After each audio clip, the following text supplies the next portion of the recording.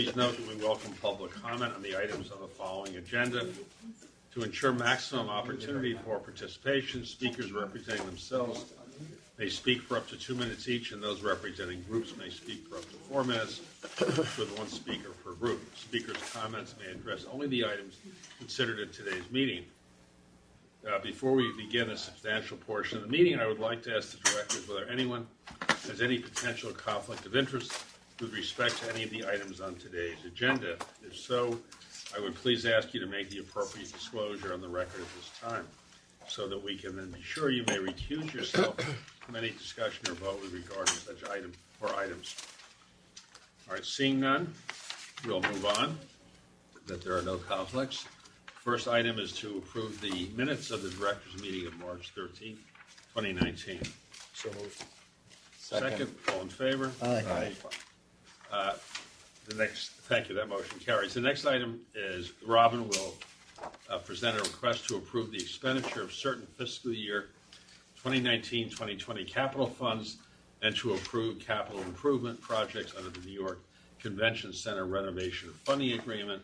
As you know, Robin is our president. Robin, please. Yes, thank you, Henry. This will look, the concept will look familiar to the directors.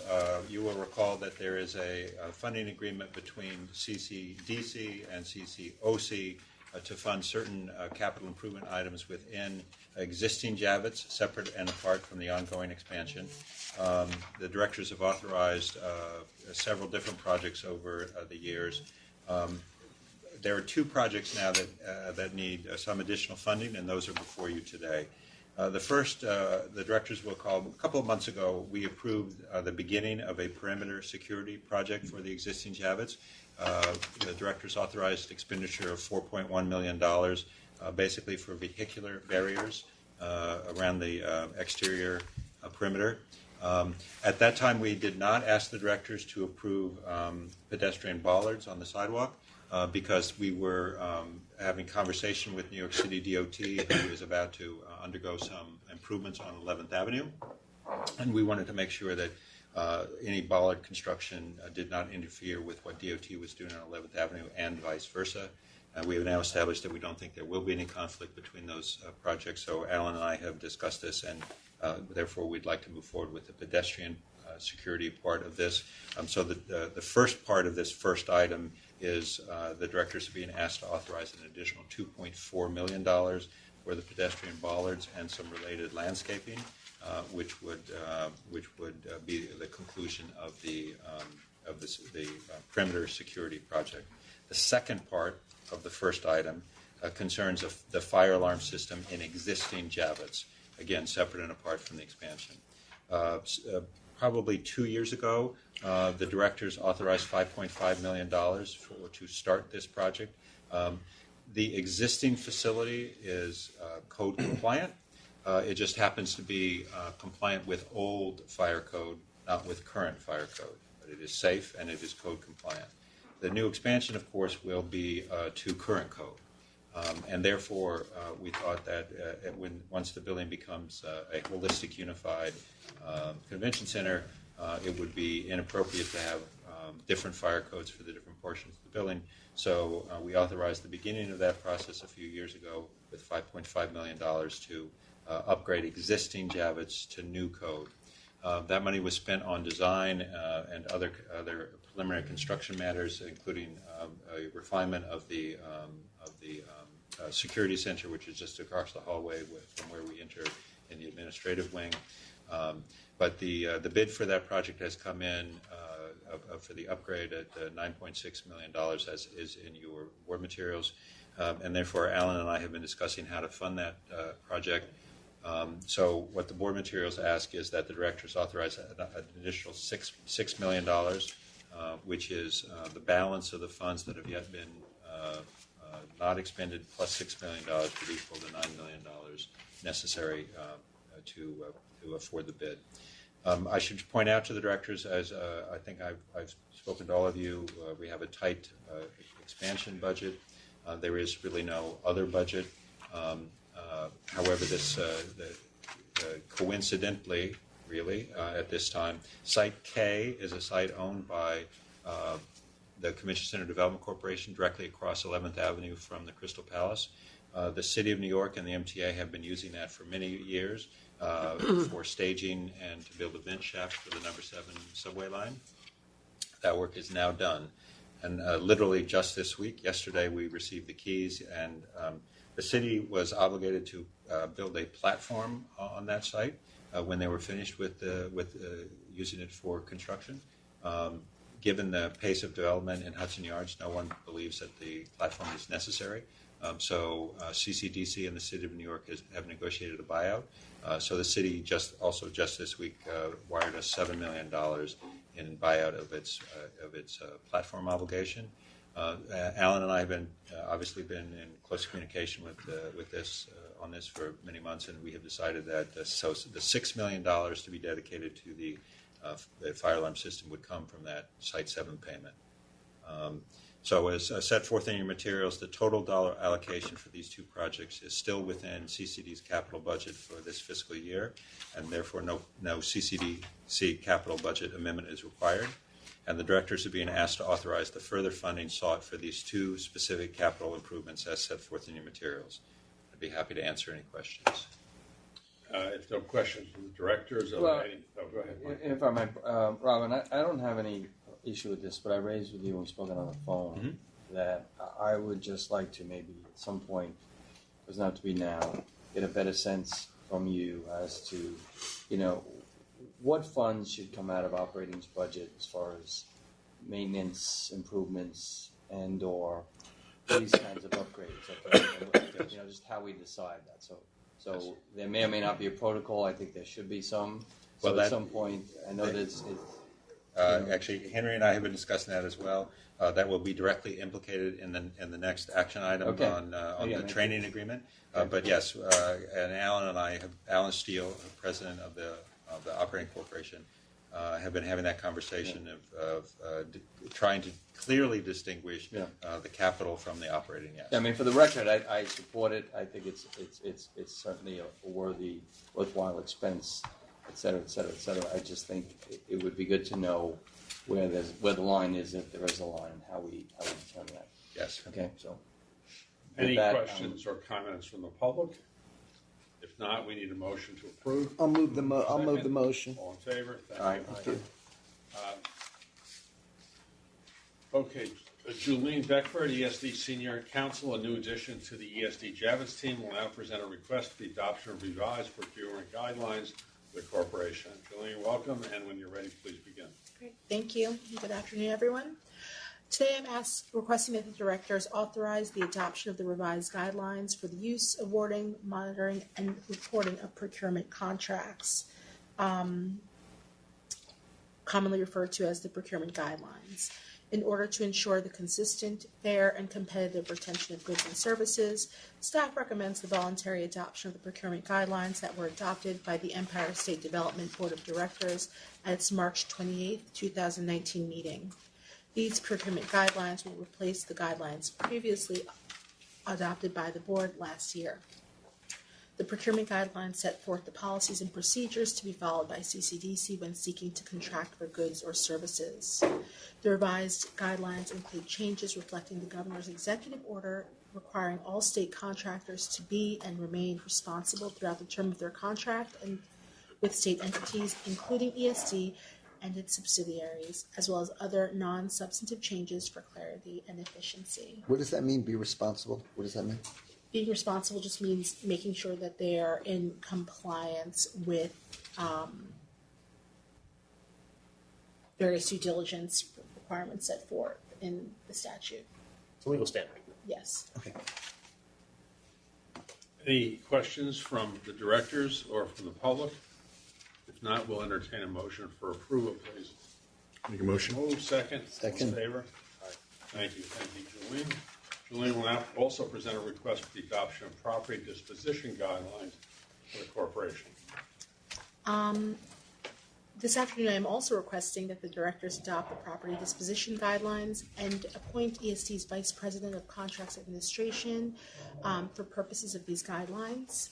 The Public Authorities Accountability Act, that was signed into law by the Governor in 2006 and amended by the Public Authorities Reform Act of 2009, establishes standards for the governance and operation of public authorities such as Empire State Development and its subsidiaries, including CCDC. Title 5A of the Act requires the adoption of guidelines with respect to property disposition. ESD historically engages in transactions that involve property disposition subject to the Act, and it has adopted and implemented guidelines since 2006 that effectively incorporate all requirements of the Act. Most recently, in March of 2019, ESD adopted these guidelines. The guidelines provide for the appointment of a contracting officer, dissemination and posting of the guidelines, inventory and reporting of status of corporation property, and obligations of the corporation with respect to pricing and methods of disposition. Given that CCDC owns property that may be disposed of at some point in the future, I'm now requesting that the directors adopt the property disposition guidelines at this time. Any questions? Any questions from or comments from the public? If not, we'll entertain a motion for approval. So move. Second. All in favor? Aye. Fine. We are going to delay the President's report, which is the next item on the agenda, until we are quorumless, because that will not require any action items. So we're going to move on. Robin will now request authorization for the corporation to enter into a training agreement with the Convention Center Operating Corporation in connection with the transformer building. This probably will answer some of your question about what's the distinction. Right. Begin to address this. Yes, this is under 3A in the director's book. We have, as the directors know, there is a $100 million or so transformer building project and a $1.2 billion expansion project that are currently under construction. The developers of those two projects are contractually bound to teach DC and OC how to run the facilities that are being constructed. As your board materials indicate, DC is a limited staffed development corporation, and ultimately, of course, OC and OC staff are going to be the folks who run these properties. And therefore, OC and its staff have already begun, in terms of the transformer building, to learn the process of how to operate the transformer building. So Alan and I have had some back and forth.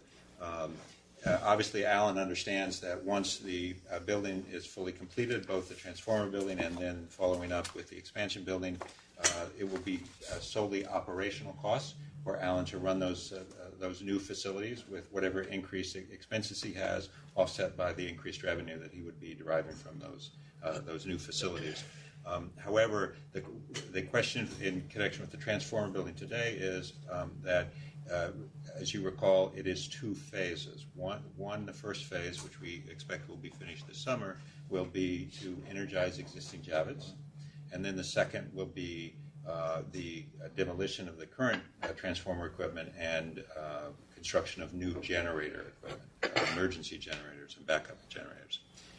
It's the gap in between that is somewhat ambiguous as to quite who should carry that in between. So Alan and I have had a good faith back and forth, and we've agreed that DC will fund up to $400,000 of those costs on certain conditions which are set forth in your board materials. As I say, the CC staff has already started learning the ropes on the transformer building. The cost of the CCOC staff time would be at standard CCOC rates and benefits. Only the incremental costs would be charged to DC. In other words, Alan obviously has a staff that runs the existing transformers today. Those existing transformers will no longer be operational shortly, so DC would not pay for any cost that Alan had borne in connection with operating the existing equipment. We only pay for ancillary or increased or enhanced costs related to that equipment. And also, lastly, then, to the extent that OC derives any revenue from the transformer building during this period of time, that would also offset the cost of the staff learning time. And as I say, the cap is $400,000, and it would be funded by bond proceeds which are still within the limits of the CCDC budget.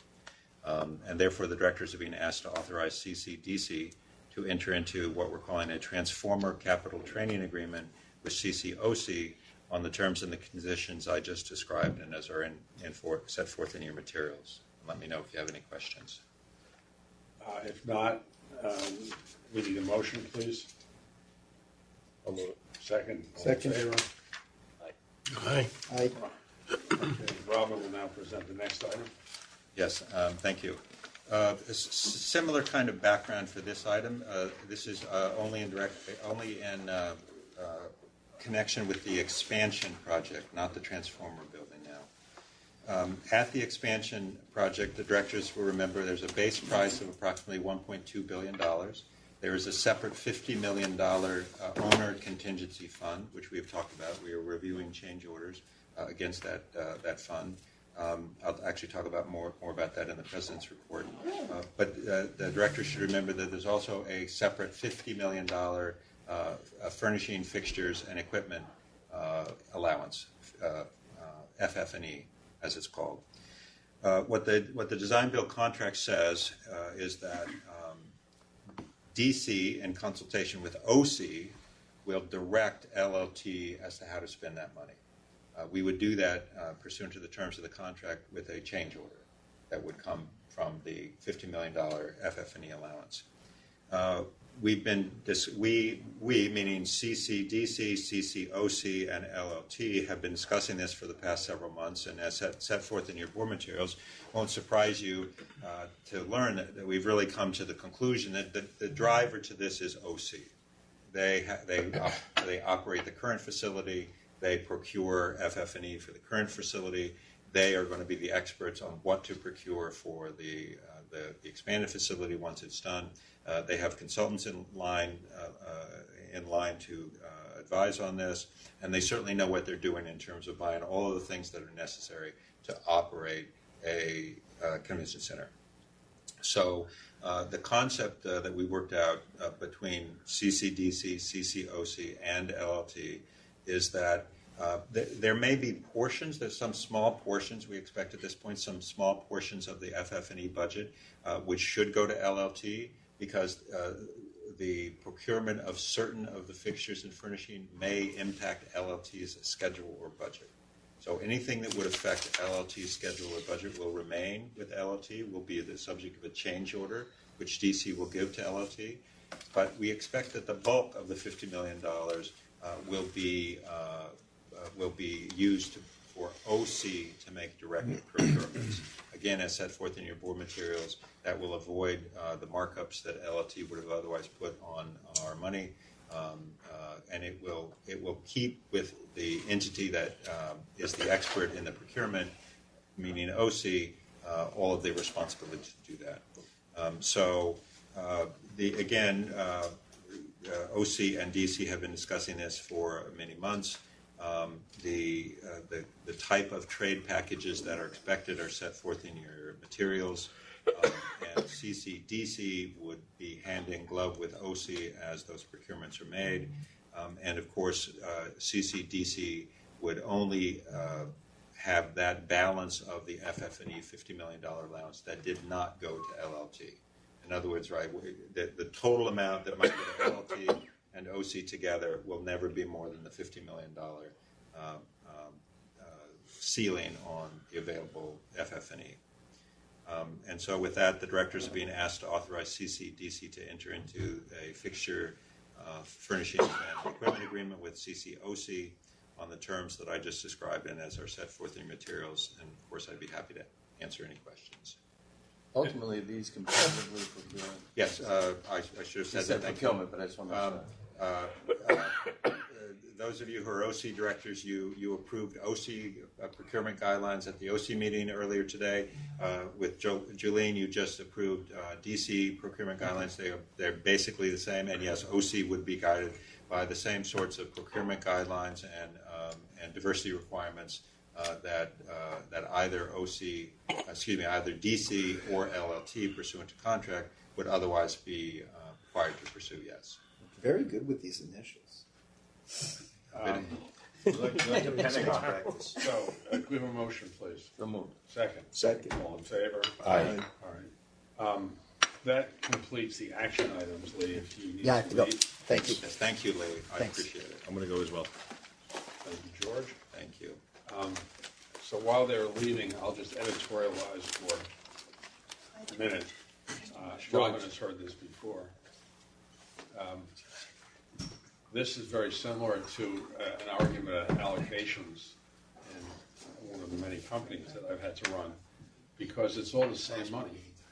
So whether it comes from DC or OC, at the end of the day, it comes from the taxpayers of the state of New York who own this place.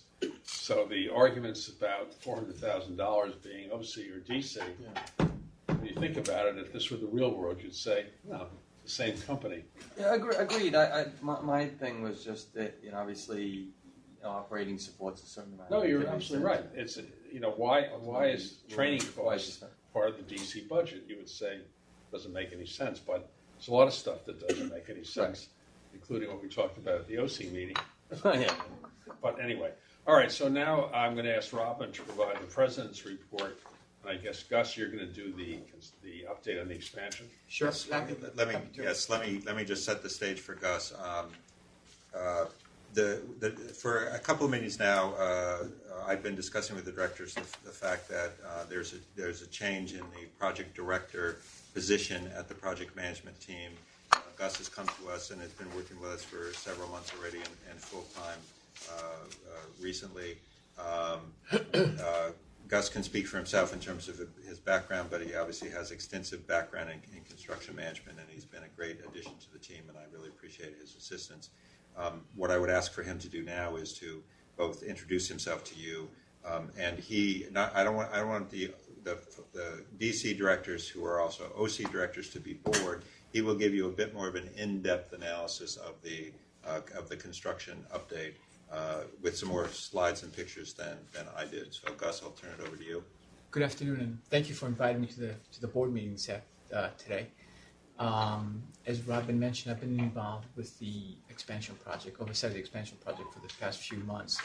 For those who don't know who I am, and I think it's most of you actually, I've been in the construction industry for 35 plus years, and I've worked basically every position from assistant superintendent to business owner to running a small company, or a large company for that matter. I've been also involved, very lucky in being involved in some very monumental projects, such as the restoration of Grand Central Terminal, and more recently, the World Trade Center, as I was the exec on the 9/11 Memorial. So I'd like to think I bring some of this experience with me in managing both the design build team as well as the transformer team towards the completion of this project. The presentation which I'm about to give you, I certainly believe in an interactive process. So if you have any questions, feel free to stop me at any time. Ask any questions, and I will do my best to answer them. And also, if you have any questions about my background, I'll be more than happy to answer that as well, either now or after the meeting. With that, if we can please turn to the first slide. What you see there in front of you is the elevation, the western elevation, looking east. And what's most notable is the completion of the roof deck on the truck marshalling yard. The concrete pours are progressing from west to east. So what's unfortunate that you don't see well is the progress of the concrete about to be poured along the eastern side of the truck marshalling yard. To the right of that, right in the middle, you see the spine of the building, which is the back of house space for the expansion, which houses all the mechanical rooms, bathrooms, kitchens, administrative offices, is basically complete. It will be completed in the next few weeks. It's already topped out and getting ready for the final pour very shortly. To the right of that is the special events meeting room and exhibit hall, as well to the transformer building on the lower right-hand corner. What's key to be noted with the transformer building is that we have 6 feeders. By the end of the day today, 3 of them will be activated. And we've been very close coordination with Con Ed in getting the 4th feeder activated by middle to end of next week. That's a key milestone because it's been challenging to get everybody together and getting everybody to progress this. But we've made some great successes, and I have to admit, Con Ed has been great in keeping us informed, keeping us up to date, and as well as trying to progress this work. We look to have all 6 feeders up and operational by the end of the summer, if not sooner, which will allow us to transfer over the power from the existing Javits from their current incoming power source to the transformer building. Okay, next slide, please. So this is in east from 11th Avenue looking west, and you can see the special event space. What's notable about this slide is those mega trusses, right in the middle of the slide. These trusses are roughly 30 feet wide and 90 feet long, and it was a challenge to get them here as one piece, which it was the intent of LLT in an effort to save schedule time. DOT was very cooperative, and working closely with the Port Authority, DOT, and NYPD, we've gotten permission to bring these trusses as a whole. Obviously, after hours and with police escort, we've had our last delivery back in May. East or looking west? This is looking west. This is now the reverse. It's the east elevation. We're looking west from 11th Avenue. This one is looking east. Okay. And now this it is looking back from the opposite direction, Got it. looking back towards the river. As you can see, I'm sorry, the steel is 85% fabricated. Right now, it's close to 90% fabricated, and we're 65% erected.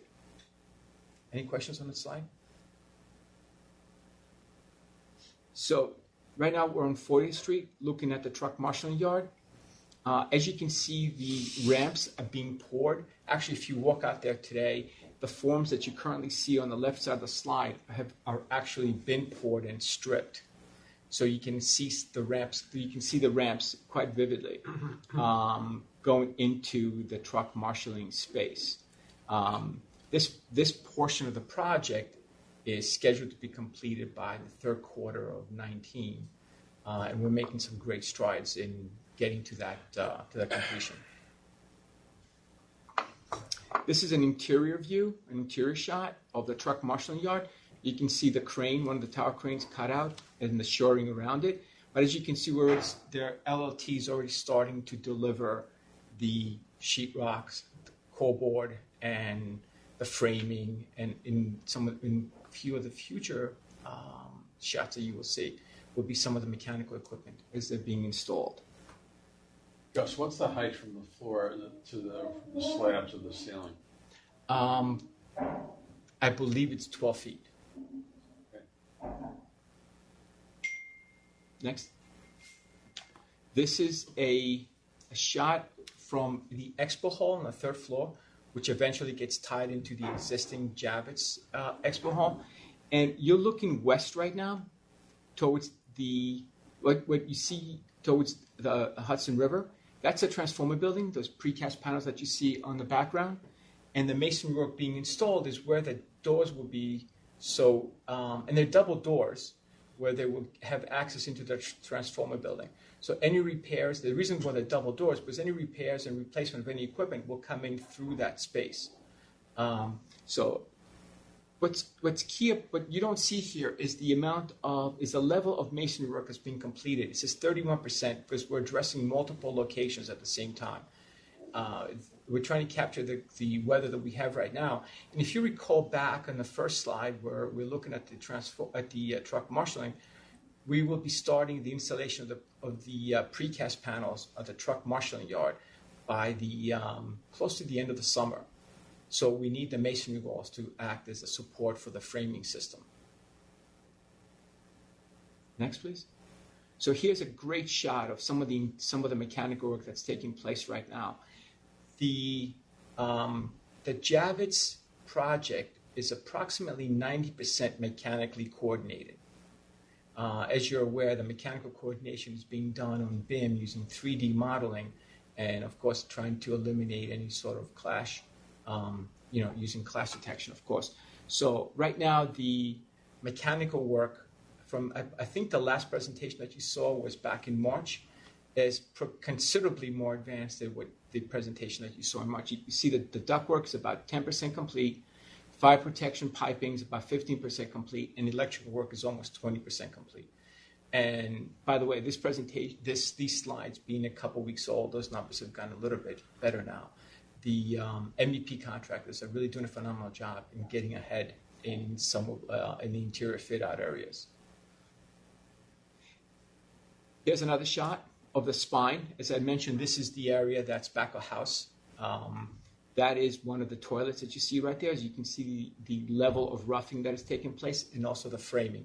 We're holding off from sheetrock in areas right now because we would like to see the place enclosed. But all the framing is progressing along, and of course the mechanical trades are taking advantage of the roughing to pull wire and install pipe for their individual trades. Here's a shot of the electrical work on the spine. This is the conduit coming out of one of the closets. As you can see, it's feeding the atrium, and they're progressing well beyond the 20% that I mentioned previously, the 19.7% that I mentioned previously. This is part of the fourth floor deck. Right now it's looking north. This was a recent pour about 2 weeks ago. That is the area where the pavilion will be installed. Right now the pavilion the design is complete. It's being priced. It's in a procurement phase. We had a chance to review the design drawings and come up with comments for LLT to address. We are in the process of pricing out the entire scope of the work for both the pavilion as well as the farm up on the fourth floor deck. And this is the same deck looking west, which is a quite phenomenal view, and looking towards the Hudson River in Jersey. This is an interior shot of the special events. This is up on the 6th floor of the expo portion of the structure. As you can see, the clear heights. What's key about this area, as you're aware, it's one of the largest special events spaces in the New York metropolitan area.